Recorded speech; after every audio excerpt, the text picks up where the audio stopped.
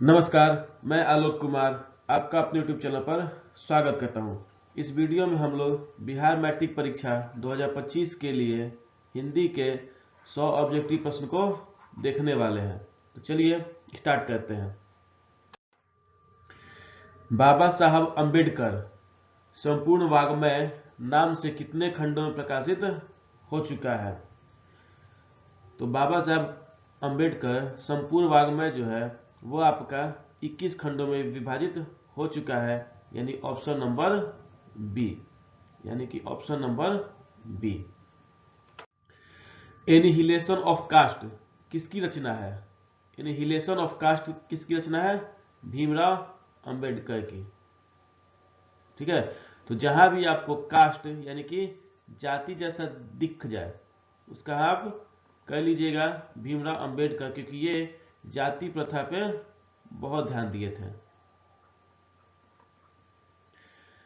Next, मैं तो खोखा को इंजीनियर बनाने जा रहा हूं, यह कथन किसका है? तो यह कथन आपका जो है वो है सेन साहब का। किसका है? सेन साहब का।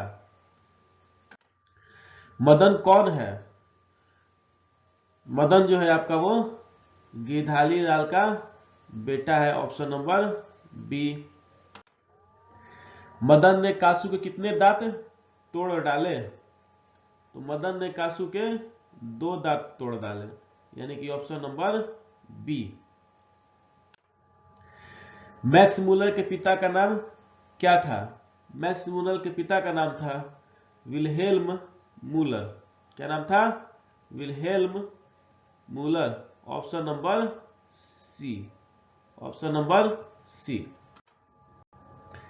शाहनामा का रचना काल क्या था? शाहनामा का रचना काल था 10वीं से 11वीं सदी, ऑप्शन नंबर डी। क्या था?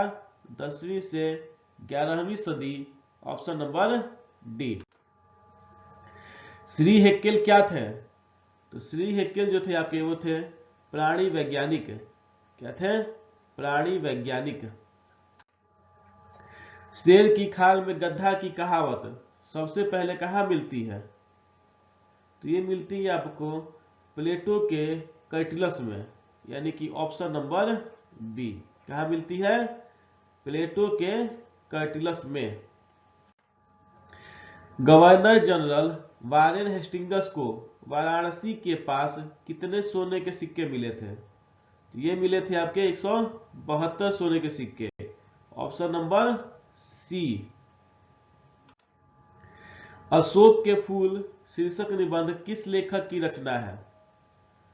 तो अशोक के फूल शीर्षक के जो लेखक हैं वो है आपके हजारी प्रसाद द्विवेदी। कौन है? Hazari Prasad Dwivedi, option number D. नाखून को बार बार काटते रहना और अलंकृत करना मनुष्य की किस चेतना का निरूपण करता है?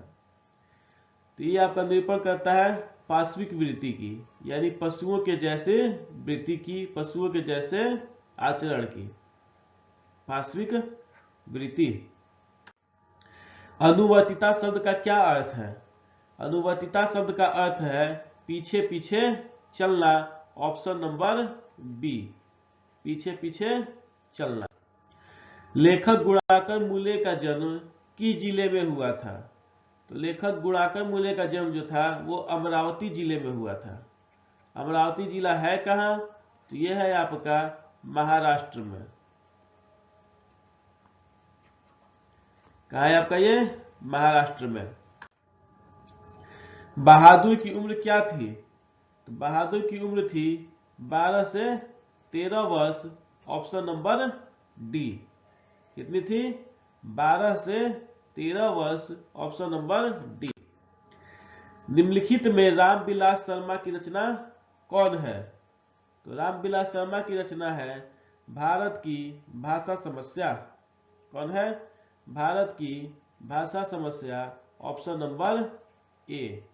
कौन है? ऑप्शन नंबर ए। 1997 ईस्वी में दयावती मोदी कवि शेखर सम्मान किसे प्राप्त हुआ था? दयावती मोदी शेखर सम्मान किससे प्राप्त हुआ था? तो ये प्राप्त हुआ था विनोद कुमार शुक्ल को, ऑप्शन नंबर बी। किससे प्राप्त हुआ था? विनोद कुमार शुक्ल को, ऑप्शन नंबर बी। मछली शीर्षक पाठ में संतु क्यों कांप रहा था? मछली शीर्षक पाठ में संतु क्यों कांप रहा था? तो वो कांप रहा था डर से। क्यों कांप रहा था? डर से कांप रहा था। अमीरुद्दीन का जन्म कहाँ हुआ था? तो अमीरुद्दीन का जन्म हुआ था डुमराव में, ऑप्शन नंबर डी। कहाँ हुआ था? डुमराव में, ऑप्शन नंबर डी। बिस्मिल्लाह खां अमीरुद्दीन को रियाज करने कहाँ जाना पड़ता था? अमीरुद्दीन खान जो है वो बिस्मिल्लाह खां कहीं दूसरा नाम है।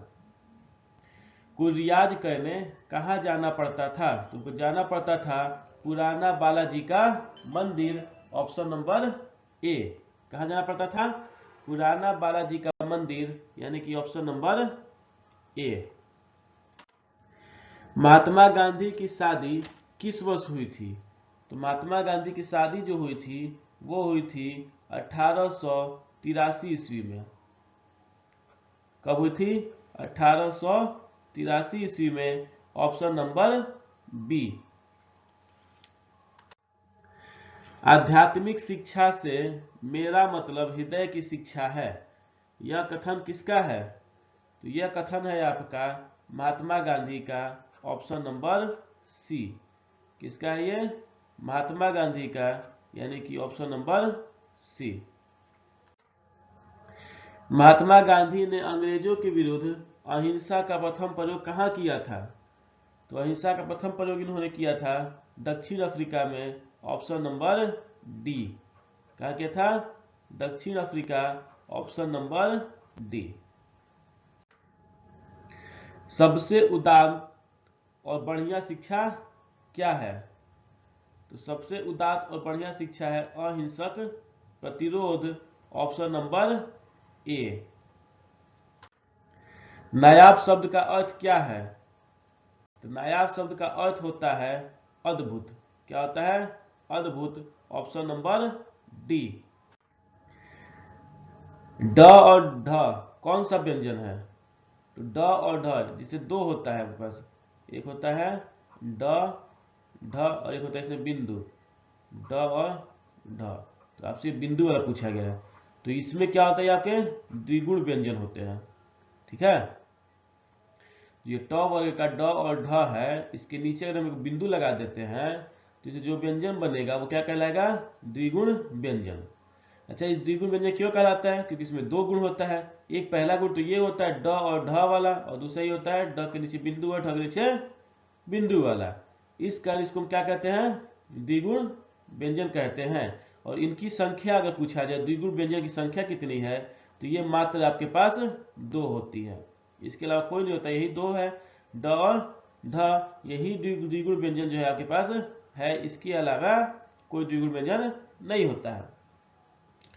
स्पर्श व्यंजन क्या होता है? तो स्पर्श व्यंजन होता है जिन व्यंजनों का उच्चारण करते समय मुंह के किसी न किसी हिस्से को जीभ छूती है उसे स्पर्श व्यंजन कहते हैं। क्या समझ? जिन व्यंजनों का उच्चारण करते समय मुंह के किसी न किसी हिस्से को जीभ छूती है उसे स्पर्श व्यंजन कहते हैं। और स्पर्श व्यंजन की संख्या जो है वो आपके पास 25 है। ठीक है, कहां से? क वर्ग से लेकर के प वर्ग तक। ठीक है, क वर्ग क्या होता है? क वर्ग मतलब पांचों संख्या, क ख ग घ और अंग। इस तरह से पांच पांच करेंगे हम तो प वर्ग तक, यानी कि म तक आपका टोटल कितना संख्या हो जाएगा? 25 संख्या। और ये द्विगुण व्यंजन को भी जोड़ लिया जाए तो टोटल कितना हो जाता है आपके पास? 27 हो जाता है। कितना होता है? 27 हो जाता है। अच्छा, उष्म व्यंजन क्या है? तो जिन व्यंजनों के उच्चारण में मुंह से गर्म हवा निकलती है उसको क्या कहते हैं? उष्म व्यंजन। और उष्म व्यंजन का संख्या बोला जाए तो ये 4 है। उष्म व्यंजन संख्या कितना है? 4 है। और ये उष्म व्यंजन है कौन कौन सा? तो स और ह, ये चारों जो है आपके वो उस व्यंजन के अंतर्गत आते हैं। ठीक है। अंतस्थ व्यंजन क्या है? जो वर्ण स्वर व व्यंजन दोनों के बीच अंतर होते हैं, ठीक है, वैसा व्यंजन जो कि स्वर और व्यंजन दोनों के बीच में होता है उसे हम बोलते हैं क्या? अंतस्थ व्यंजन। ठीक है। इस व्यंजन को जो अंतस्थ व्यंजन है उसको हम अर्ध स्वर भी बोलते हैं। क्या बोलते हैं? अर्ध स्वर भी बोलते हैं। और ये आपके पास जो है वो संख्या में 4 होता है। कौन कौन सा? य, र, ल और व। ये भी आपके पास संख्या कितने होते हैं? 4 होते हैं। ठीक है। तो द्विगुण व्यंजन कितने होते हैं? 2 होते हैं। स्पर्श व्यंजन 25, उष्ण व्यंजन 4, अंतस्थ व्यंजन 4। ठीक है। द्विगुण 2, स्पर्श 25, उष्ण व्यंजन 4 और अंतस्थ व्यंजन 4। स्पर्श व्यंजन में क से क वर्ग से प वर्ग तक, उस व्यंजन में स और ह, और अंतस्थ व्यंजन में य, र, ल और व। तो इतने आपके होते हैं। नेक्स्ट, वे स्वर जिनकी उत्पत्ति दूसरे स्वर से नहीं होती है उनको क्या कहते हैं? तो उनको कहते हैं ह्रस्व स्वर। Option number B. क्या कहते हैं उसको? हम ह्रस्व स्वर कहते हैं। जैसे अ, हर्षई, हर्षौ और री, ये सब क्या है मेरे पास? ह्रस्व स्वर है। दीर्घ स्वर क्या होता है? जब सेम स्वर मिलता है, ठीक है, सेम ह्रस्व स्वर मिलेगा, जैसे अ और अ मिलेगा तो आपका बनेगा आ। हर्षई और हर्षई मिलेगा तो बनेगा दीर्घई। ठीक है। हर्षौ और हर्षौ मिलेगा तो ये बनेगा आपका दीर्घ उ। ठीक है। प्लुत स्वर क्या आता है? तो प्लुत स्वर में एक ही आता है, जैसे ये जो साइन होता है। ठीक है। जैसे हम पढ़ते हैं ओम, तो ये जो आपका है ओम वाला, ये जो जो टाइमिंग ले रहा है इसको हम क्या बोलते हैं? प्लुत स्वर। और ये प्लुत स्वर जो आपका होता है वो ह्रस्व स्वर से 3 गुना समय लेता है। प्लुत स्वर जो है वो ह्रस्व स्वर से कितना समय लेता है? 3 गुना समय लेता है। ठीक है। अब है संयुक्त स्वर। तो अलग अलग स्वर के मिलने से, अलग अलग स्वर के मिलने से जो स्वर बनता है उसको क्या बोलते हैं? प्लुत स्वर। जैसे ए, आई, ओ और औ, इनको हम क्या बोलते हैं? संयुक्त स्वर, जो अलग अलग स्वर के मिलने से बनता है। यानी जिसको उत्पत्ति करने में किसी और स्वर का सहायता नहीं लेना पड़ता उसको बोलते हैं ह्रस्व स्वर, और जिसको लेना पड़ता है और उसी स्वर का लेना पड़ता है उसको बोलते हैं दीर्घ स्वर। और विभिन्न स्वर के संयुक्त से जो स्वर वर्ण बनता है उसको हम बोलते हैं क्या? संयुक्त स्वर। ठीक है। नेक्स्ट, द का उच्चारण स्थान क्या है? तो द का जो आपका उच्चारण स्थान है वो है दंत। क्या है? दांत। Option number C. कौन चिन्ह लगाने का अर्थ है कि व्यंजन में स्वर वर्ण का बिल्कुल अभाव है? तो ये है आपका हलवर, जो नीचे जैसे बात क लिखते हैं, क के नीचे ये डैश लगा देते हैं, तो इसका मतलब क्या है? इसमें स्वर वर्ण का बहुत कभी यानी स्वर वर्ण है ही नहीं। जैसे हम क लिखें तो इस क का मतलब होता है आधा क प्लस अ, तो यानी इस वाले में कोई स्वर्ण का यूज नहीं हुआ है। हिंदी में अनुनासिक वर्णों की संख्या कितनी है? तो हिंदी में अनुनासिक वर्ण जो है वो आपके पास कितने हैं? 5 हैं। अनुनासिक वर्ण क्या होता है? तो जिन स्वरों के उच्चारण में मुंह के साथ साथ नासिक की भी सहायता लेनी पड़ती है, जिसके उच्चारण करने में मुंह के साथ साथ नाक का भी सहायता लेना पड़ता है, उसको हम क्या बोलते हैं? अनुनासिक स्वर। तो जितने भी वर्ग हैं, ठीक है, जैसे कवर्ग, तो कवर्ग का 5वां वर्ग जो है अंग, ये क्या है? अनुनासिक है। उसी तरह चवर्ग का य जो है वो अनुनासिक है, टवर्ग का अण जो है अनुनासिक है, और पवर्ग का म जो है वो अनुनासिक है। ठीक है। तवर्ग का न जो है वो अनुनासिक है। यानी कहने का मतलब है हर एक वर्ग के जो पांचवें वर्ण होते हैं, ठीक है, जो पांचवा वर्ण होता है वो आपका क्या कहलाता है, अनुनासिक वर्ण कहलाता है। इसलिए इनकी संख्या टोटल कितनी हो गई है, 5 है।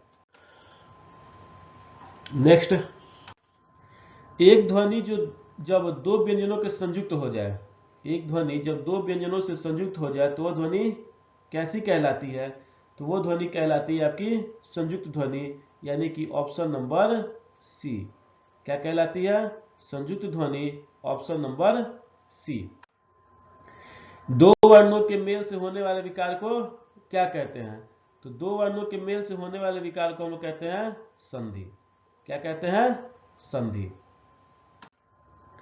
अन्ना भाव का संधि विच्छेद क्या है, तो अन्ना अभाव का संधि विच्छेद जो है वो आपका है अन प्लस अभाव, ऑप्शन नंबर डी। ठीक है, तो अन में आपके पास क्या मिलेगा, अ, और यहाँ क्या मिलेगा, अ मिलके क्या हो जाएगा, आ। तो ये जो संधि है वो दीर्घ संधि का उदाहरण है। किसका उदाहरण है, दीर्घ संधि का उदाहरण है।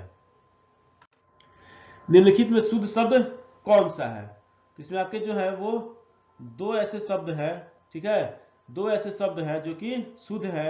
एक है आपका गणित और दूसरा है चरमोत्कर्ष। ये दोनों वर्ड जो हैं आपके वो शुद्ध हैं। क्लियर है। निम्न चिन्हों में योजक चिन्ह कौन सा है, तो ऑप्शन बी का जो आपका चिन्ह है वो डैश के जैसा, इसको हम क्या बोलते हैं, योजक चिन्ह। ठीक है, योजक चिन्ह जो पहला वाला है इसको हम बोलते हैं क्या, पूर्ण विराम। क्या बोलते हैं हम, पूर्ण विराम। और ये इसका क्या नाम है, प्रश्न सूचक। ठीक है, और ये क्या है, विस्मयादि बोधक, विस्मयादि बोधक चिन्ह, प्रश्न सूचक चिन्ह। ठीक है। द्वंद्व समास में पदों के बीच कौन सा चिन्ह लगा रहता है, तो इसमें लगा रहता है आपका योजक चिन्ह, ऑप्शन नंबर बी। जैसे माता पिता, द्वंद्व समास का उदाहरण है, इसमें कौन सा चिन्ह लगा है, डैश वाला। अच्छा, इसका मतलब क्या होता है, तो इसका मतलब होता है माता और पिता। क्या मतलब होता है इसका, माता और पिता। जैसे भूखे प्यासे, इसका क्या मतलब है, भूखे और प्यासे। ठीक है। अक्टूबर शब्द कौन सा संज्ञा है, तो अक्टूबर शब्द जो है आपका वो है व्यक्तिवाचक संज्ञा, यानी ऑप्शन नंबर सी। क्या है, व्यक्तिवाचक संज्ञा, ऑप्शन नंबर सी। देश शब्द कौन सा लिंग है, तो देश शब्द जो है आपका वो पुल्लिंग है। कौन सा लिंग है, पुल्लिंग है। ओष्ठ शब्द क्या है, ओठ शब्द जो आपका वो है ओठ, ओठ जो आपका वो है तद्भव। ओठ क्या है आपका, तद्भव। ओठ का तत्सम जो होता है वो आपका होता है ओष्ठ। ठीक है, और तद्भव रूप इसका क्या होता है, ओठ। आयुष्मान शब्द का स्त्रीलिंग रूप क्या है, आयुष्मान शब्द का स्त्रीलिंग रूप जो है आपका वो है आयुष्मती। क्या है, आयुष्मती। बात का बहुवचन क्या है, तो बात का बहुवचन है बातें। बात का बहुवचन क्या है, बातें। वाक्य से अलग रहने वाले शब्दों को क्या कहते हैं, वाक्य से अलग रहने वाले शब्द को हम कहते हैं शब्द, ऑप्शन नंबर बी। और वाक्य में साथ में रहने वाले को हम क्या बोलते हैं, पद। वाक्य में साथ साथ जो शब्द रहता है उसको हम क्या बोलते हैं, पद। अरे श्याम उधर न जा किस कारक का उदाहरण है, ये आपका उदाहरण है संबोधन कारक का, ऑप्शन नंबर सी। किसका उदाहरण है, संबोधन कारक का, ऑप्शन नंबर सी। वह शब्द जो संज्ञा के बदले आता है क्या कहलाता है, यह कहलाता है आपका सर्वनाम, ऑप्शन नंबर बी। क्या कहलाता है, सर्वनाम, ऑप्शन नंबर बी। आप भला तो जग भला किस क्रिया का उदाहरण है, तो ये आपका है निजवाचक का। आप भला तो जग भला किस क्रिया का उदाहरण है? निजवाचक क्रिया का। जहां पे वक्ता या लेखक, ठीक है, जहां पे वक्ता या लेखक अपने लिए आप शब्द या अपने आप, ठीक है, अपने आप शब्द का प्रयोग करता है, वहां निजवाचक सर्वनाम होता है। तो देखिए यहाँ पे किसका यूज किया है?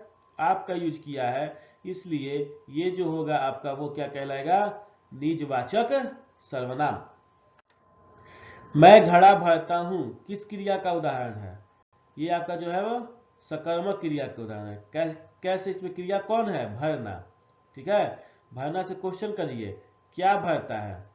तो घड़ा भरता है, इसका आंसर मिला। तो इसका मतलब ये जो है आपका वो कैसा क्रिया है? सकर्मक क्रिया है। वह गाता है किस काल का उदाहरण है? तो वह गाता है जो है वो वर्तमान काल का उदाहरण है, ऑप्शन नंबर सी। सामान्यतः शब्द कितने प्रकार के होते हैं? तो सामान्यतः शब्द जो होते हैं वो आपके दो प्रकार के होते हैं, ठीक है। शब्द जो आपके होते हैं वो कितने प्रकार के होते हैं? दो प्रकार के होते हैं। पहला जो शब्द होता है उसको हम बांटते हैं रचना के आधार पर। किसके आधार पर? रचना के आधार पर। और दूसरे वाले शब्द को बांटते हैं हम क्या? अर्थ के आधार पर। किसके आधार पर? अर्थ के आधार पर। रचना के आधार पर जो शब्द होता है उसको फिर से हम बांटते हैं तीन प्रकार से: रूढ़ शब्द, यौगिक शब्द और योग रूढ़ शब्द, ठीक है। और अर्थ के आधार पे दो टाइप से, एक को बोलते हैं हम सार्थक शब्द और एक को बोलते हैं निरर्थक शब्द, ठीक है। तो अब देखते हैं रूढ़ शब्द होता क्या है।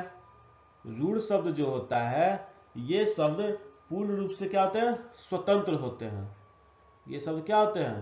पूर्ण रूप से स्वतंत्र होते हैं और इन्हें दो सार्थक खंडों में बांटा नहीं जा सकता है। क्या नहीं किया जा सकता है? दो सार्थक खंडों में बांटा नहीं जा सकता है। जैसे अगर हम बात करें आम, राम, नदी, हाथी, इसको दो खंडों में बांटा नहीं जा सकता है, तो ये रूढ़ शब्द कहलाते हैं। अब यौगिक क्या कहलाते हैं? तो दो या दो से ज्यादा शब्दों के मेल से मिलने वाले शब्द यौगिक शब्द कहलाते हैं और इनके शब्दों को सार्थक खंडों में बांटा जा सकता है, ठीक है।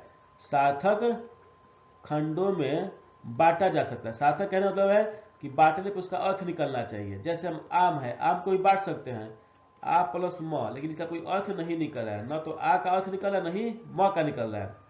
लेकिन यौगिक में हम निकाल सकते हैं। जैसे विद्यालय, अगर विद्यालय का बात किया जाए तो इसको हम बांट सकते हैं विद्या प्लस आलय। विद्या मतलब शिक्षा और आलय मतलब घर। तो खंडों में तो बांटे लेकिन उसका सार्थक अर्थ के साथ बांटे, तो इसलिए ये क्या कहलाएगा? यौगिक कहलाएगा। जैसे दूसरा अगर हम देखें देशभक्ति, ठीक है। दूसरा क्या है? देशभक्ति। इसे बांट सकते हैं देश और प्लस में भक्ति, दोनों का मीनिंग होता है, तो इसलिए कैसा शब्द है? यौगिक शब्द है। योग रूढ़ शब्द क्या होता है?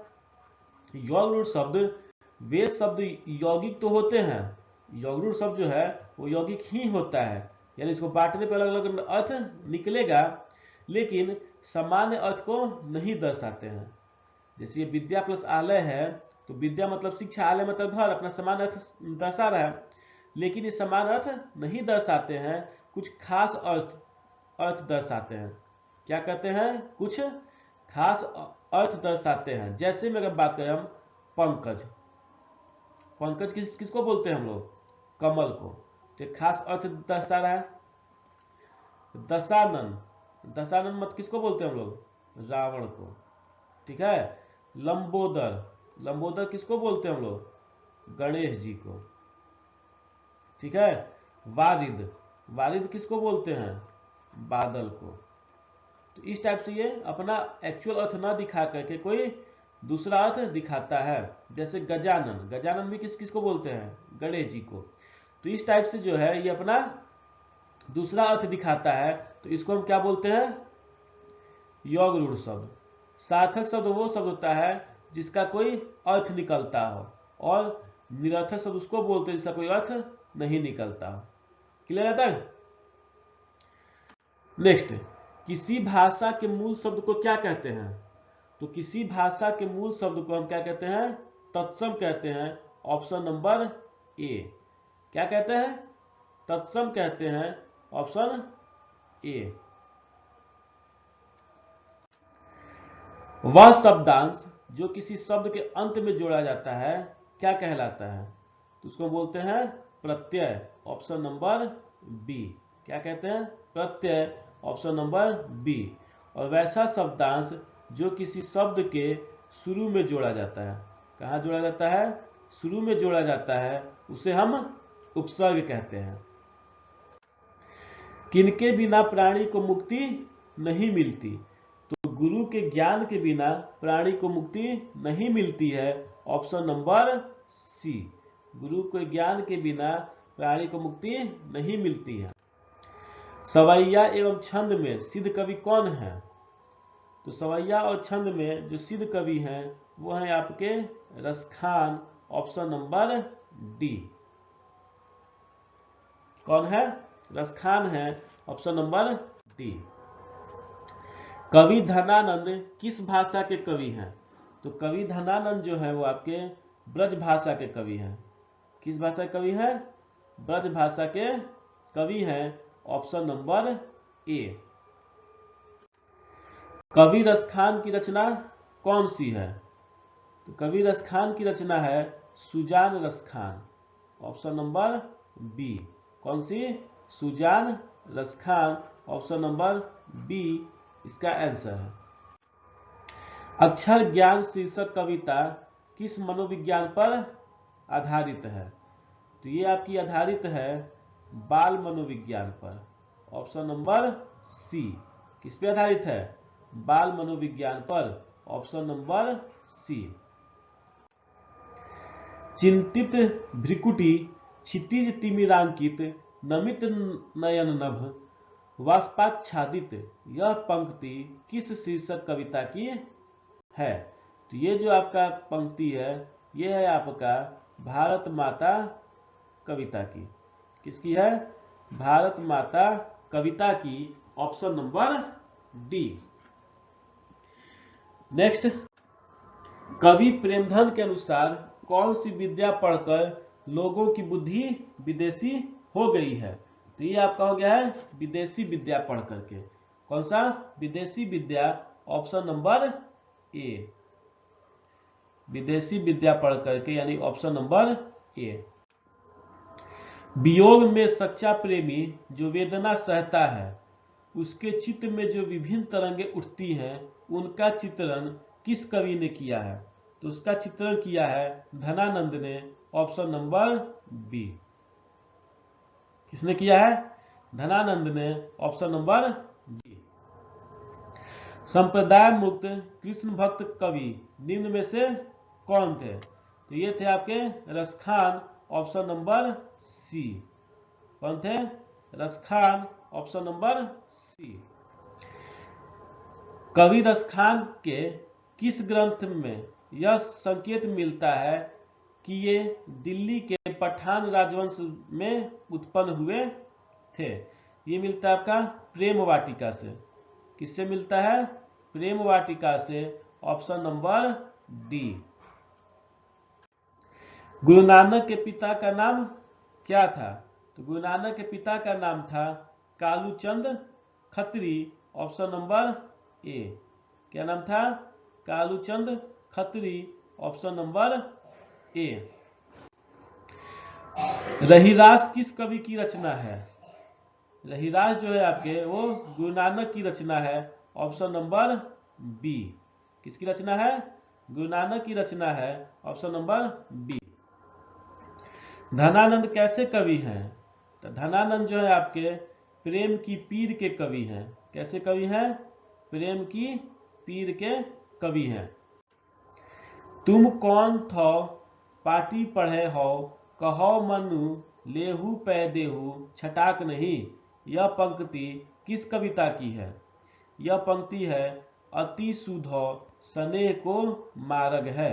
अति सुधो स्नेह को मार्ग है, यानी कि ऑप्शन नंबर डी। कौन सा आंसर है इसका? Option number D. रसिक समाज की स्थापना किसने की थी? तो रसिक समाज की स्थापना किए थे बद्री नारायण चौधरी प्रेमधन ने। किसने? बद्री नारायण चौधरी प्रेमधन ने रसिक समाज की स्थापना की थी। ग्राम्या किसकी रचना है? ग्राम्या जो है आपका वो है सुमित्रा नंदन पंत की रचना है। किसकी रचना है? सुमित्रा नंदन पंत की रचना है ग्राम्या। निम्नलिखित में से कौन कविता रामधारी सिंह दिनकर की है? तो यह है आपका जनतंत्र का जन्म। Option number C. कौन सा है? जनतंत्र का जन्म। Option number C. आधुनिक सभ्यता की दुर्दांत मानवीय विभीषिका का चित्रण करने वाली कविता कौन सी है? तो ये आपका हिरोशिमा। Option number D. कौन है? Hiroshima. Option number D. Bhagnadoot किस कवि की रचना है? भग्नदूत जो है आपका वो अज्ञेय कवि की रचना है। किसकी रचना है? अज्ञेय कवि की रचना है। कुंवर नारायण ने कविता लिखने की शुरुआत किस वर्ष की थी? कुंवर नारायण ने कविता लिखने की शुरुआत 1956 ईस्वी में की थी, यानी ऑप्शन नंबर डी। कब की थी? 1956 में। Option number D. अनुशासन शब्द में उपसर्ग क्या है? अनुशासन शब्द में उपसर्ग जो है आपका वो है अनु। Option number 3। अनुशासन को हम संधि विच्छेद करें तो ये हो जाएगा आपका अनु प्लस शासन, जिसमें अनु जो है आपका वो उपसर्ग है और शासन जो है इसको हम बोलेंगे क्या? मूल शब्द। क्या बोलेंगे? मूल शब्द। जनता शब्द में क्या प्रत्यय है? तो जनता शब्द में ता प्रत्यय है। कौन सा प्रत्यय है? ता प्रत्यय है। Option number D. देहात शब्द का विशेषण क्या है? तो देहात शब्द का विशेषण जो है वो आपका है देहाती। ऑप्शन नंबर ए। चौथा, किस समास में अंतिम पद प्रधान होता है? तो तत्पुरुष समास में अंतिम पद जो होता है वो आपका प्रधान होता है। Option number B. अव्ययीभाव समास उसको कहते हैं जिसका पहला पद जो होता है वो अव्यय होता है। जिसका पहला पद अव्यय होता है उसको अव्ययीभाव समास कहते हैं। कर्मधारय समास उसको कहते हैं जिसका दोनों पद प्रधान होता है। ठीक है? जिसका दोनों पद प्रधान होता है उसको हम कर्मधारय समास कहते हैं। बहुब्रीहि समास उसको कहते हैं जिसका कोई पद प्रधान नहीं होता है। जिसका कोई पद प्रधान नहीं होता है उसको हम बहुब्रीहि समास कहते हैं। महापुरुष कौन सा समास है? महापुरुष जो है आपका वो कर्मधारय समास है। महापुरुष का अगर समास विग्रह करेंगे तो ये आपका हो जाएगा महान है जो पुरुष। महान है जो पुरुष, इसलिए ये कैसा समास हो गया आपका? कर्मधारय समास हो गया।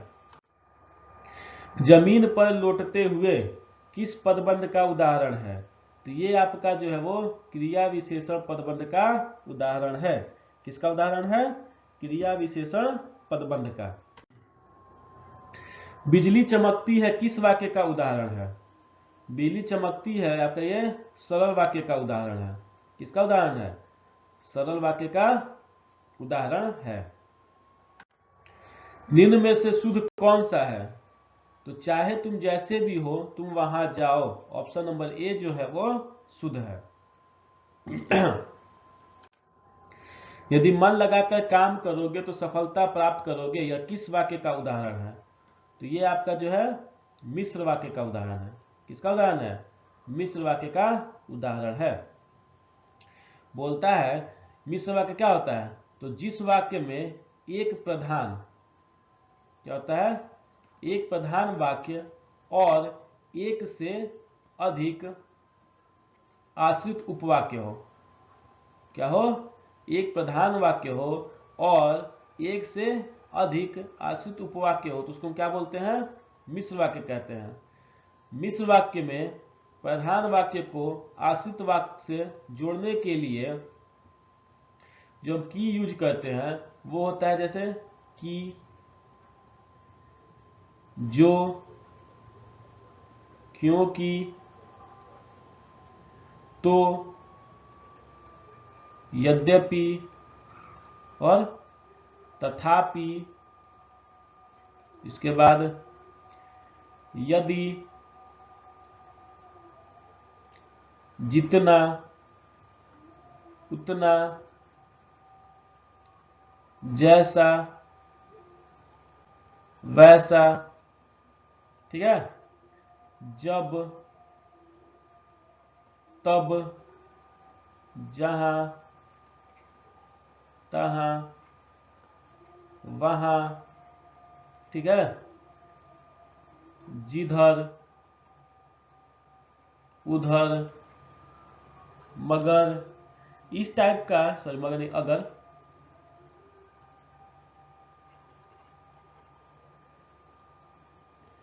उधर के बाद अगर इनमें से कोई आपको वर्ड दिख जाता है तो वो जो होगा आपका क्या कहलाएगा? मिश्र वाक्य कहलाएगा। क्या क्या दिख जाए? कि, जो, क्योंकि, तो, यद्यपि, तथापि, यदि, जितना, उतना, जैसा वैसा, जब तब, जहां तहां, वहां, जिधर उधर, अगर। इनमें से कोई अगर दिख जाता है तो ये कैसा होता है? मिश्र वाक्य होता है। ठीक है? संयुक्त वाक्य किसको बोलते हैं? तो संयुक्त वाक्य हम बोलते हैं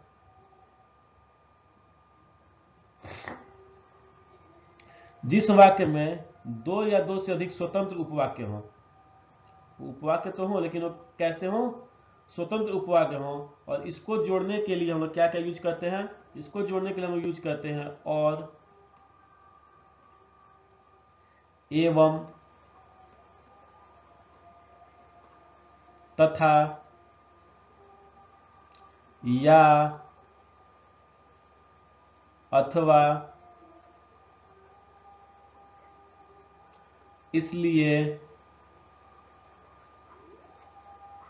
फिर भी, जो, तो, नहीं तो।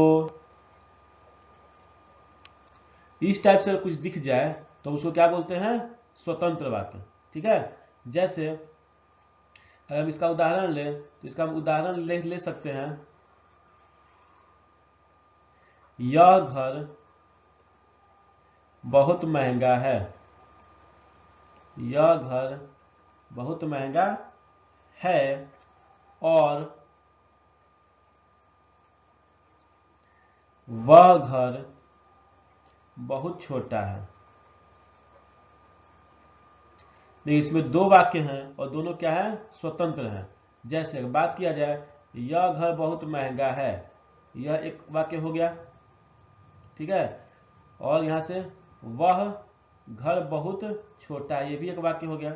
इन दोनों कोई संबंध नहीं, इन दोनों क्या स्वतंत्र है। इनको जोड़ा कैसे गया है? और से। ठीक है? तो देखिए हमने कीवर्ड देखे तो उसमें और कहीं था और पहला ही और था। तो इस टाइप का जो भी दिख जाए आपको वो कैसा कहलाएगा? संयुक्त वाक्य। और सरल वाक्य जो है उसमें क्या होता है? एक ही वाक्य होता है, एक ही वाक्य होता है, एक ही विषय होता है, एक ही विधेय होता है। जैसे अगर हम बात करें, वह पढ़ रहा है। ठीक है? मैं घर पर हूं। तो इस टाइप का जो वाक्य है क्या कहलाएगा? आपका सरल वाक्य कहलाएगा। पर्वत शब्द का पर्यायवाची क्या है? तो पर्वत शब्द का पर्यायवाची जो है आपका वो है गिरि। Option number B. जटिल शब्द का विलोम क्या है?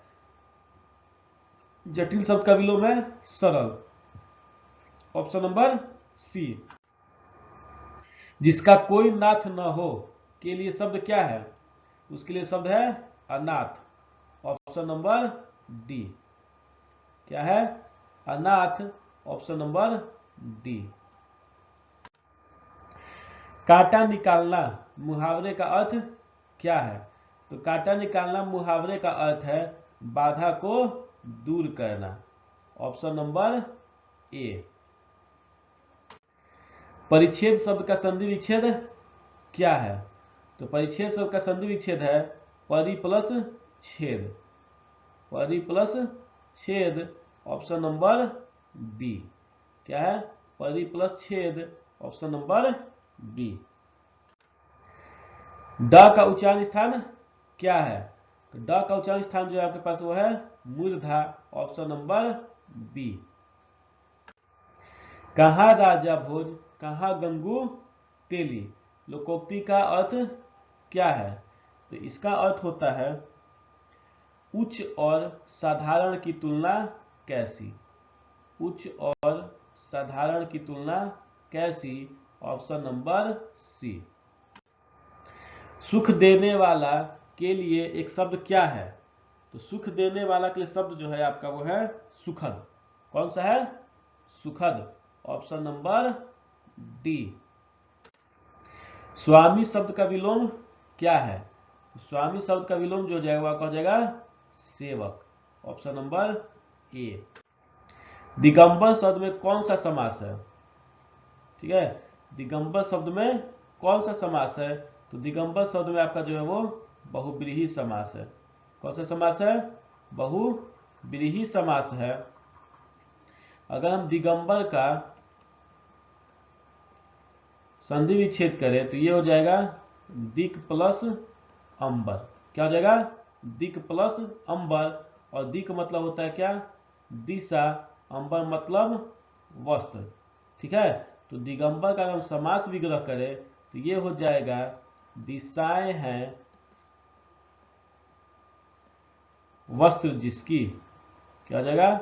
दिशाएं हैं वस्त्र जिसकी, और ये आपका बहुब्रीहि समास का उदाहरण है। कर्ण शब्द क्या है? तो कर्ण जो है आपका वो तत्सम शब्द है। कैसा शब्द है? तत्सम शब्द है, ऑप्शन नंबर सी। अगर कर्ण के तद्भव की बात करें तो वो आपका हो जाएगा कान। भंवरी ने लड़के के जन्मदिन पर सीता के लिए क्या भेजी? तो सीता के लिए भेजा आपके पास rasmalai, option number D.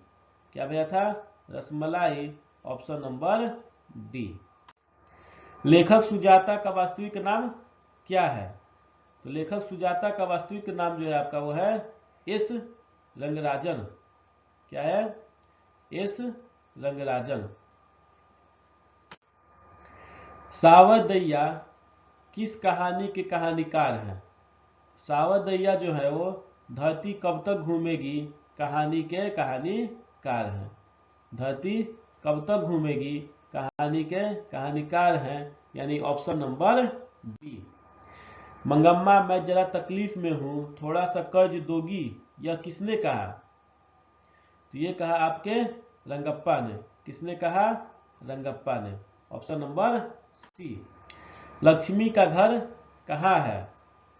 Lakshmi का घर जो है वो है देवी नदी के बांध के नीचे।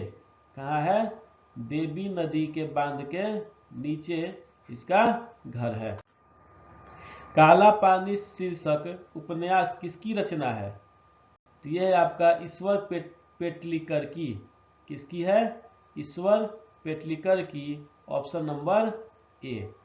ठीक है। मां शीर्षक कहानी में किसने मजिस्ट्रेट का ऑर्डर लिया? तो ये लिया था आपका माँ जी के पुत्र ने, ऑप्शन नंबर बी। किसने लिया था? माँ जी के पुत्र ने, ऑप्शन नंबर बी।